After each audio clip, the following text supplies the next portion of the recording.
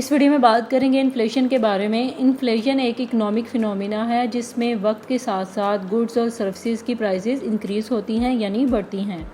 इसका मतलब होता है कि आपको पहले जितनी मनी से जो चीज़ मिल रही थी वो अब ज़्यादा पैसों से मिलेगी। ये परचेजिंग पावर को रिड्यूस कर देती है, मतलब आपकी मनी की वैल्यू कम हो जाती है और एक आम आदमी के लिए उन चीज़ों को ख़रीदना मुश्किल हो जाता है। कंज्यूमर प्राइस इंडेक्स है, ये एक मेजर होता है जो एवरेज प्राइस लेवल चेंजेस को ट्रैक करता है ओवर टाइम। फॉर एग्ज़ाम्पल, अगर एक बास्केट में रोटी, सब्ज़ी, दूध और कपड़े हैं और इनकी टोटल प्राइस पिछले साल 100 रुपीज़ है और इस साल 105 रुपीज़ हो गई है, तो इन्फ्लेशन रेट 5% है।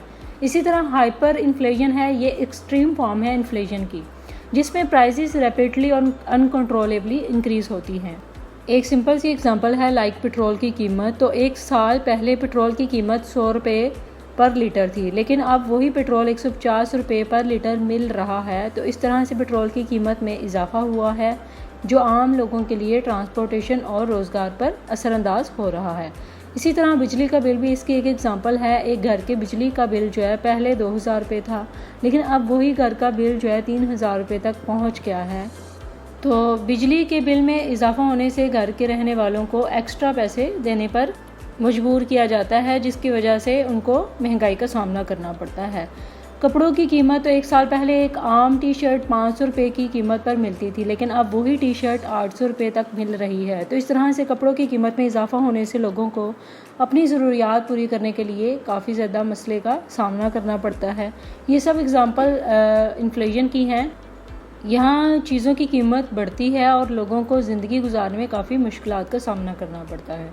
बात करते हैं यूजेस की, तो इकोनॉमिक इंडिकेटर्स, इसके अलावा इन्वेस्टमेंट डिसीजंस। इकोनॉमिक इंडिकेटर्स की बात करें तो इन्फ्लेशन एक इम्पॉर्टेंट इकोनॉमिक इंडिकेटर है जो पॉलिसी मेकर्स और इकोनॉमिक्स को इकोनॉमिक हेल्थ असेस करने में हेल्प करता है। For example, central bank inflation rate को मॉनिटर करती है और मॉनेटरी पॉलिसीज़ एडजस्ट करती है, जैसे इंटरेस्ट रेट इंक्रीज़ या डिक्रीज़ करना। इसी तरह इन्वेस्टमेंट डिसीजन में देखें तो इन्वेस्टर इन्फ्लेशन रेट को कंसीडर करते हैं अपने इन्वेस्टमेंट पोर्टफोलियो को मैनेज करने के लिए। फॉर एग्ज़ाम्पल, अगर इन्फ्लेशन हाई है तो इन्वेस्टर्स ज़्यादा रिटर्न्स वाली इन्वेस्टमेंट प्रेफर करते हैं, जैसे स्टॉक या real estate fixed income investment के मुकाबले में। इसकी इम्पोर्टेंस की बात की जाए तो इसकी इम्पोर्टेंस काफ़ी ज़्यादा है, परचेजिंग पावर में, इकोनॉमिक स्टेबिलिटी में, इंटरेस्ट रेट्स में। इसके अलावा काफ़ी जगह पे इसकी इम्पोर्टेंस बहुत ज़्यादा है। परचेजिंग पावर में देखें तो इन्फ्लेशन परचेजिंग पावर को इफ़ेक्ट करती है। हाई इन्फ्लेशन मीन्स आपकी मनी की वैल्यू कम हो रही है। इसी तरह इकोनॉमिक स्टेबिलिटी में देखें तो controlled inflation economic stability maintain करने में मदद करती है। हाई इन्फ्लेशन इकोनॉमिक इंस्टेबिलिटी और अनसर्टेनिटी क्रिएट करती है। इंटरेस्ट रेट में देखें तो सेंट्रल बैंक इन्फ्लेशन को कंट्रोल करने के लिए इंटरेस्ट रेट एडजस्ट करती हैं, जो बोरिंग और लैंडिंग को इफ़ेक्ट करता है। इस तरह इन्फ्लेशन एक कॉम्प्लेक्स इकोनॉमिक कंसेप्ट है जो इंडिविजुअल, बिजनेसेस और गवर्नमेंट सबको इफ़ेक्ट करता है। समझदारी से इससे मैनेज करना ज़रूरी है इकोनॉमिक स्टेबिलिटी और ग्रोथ के लिए।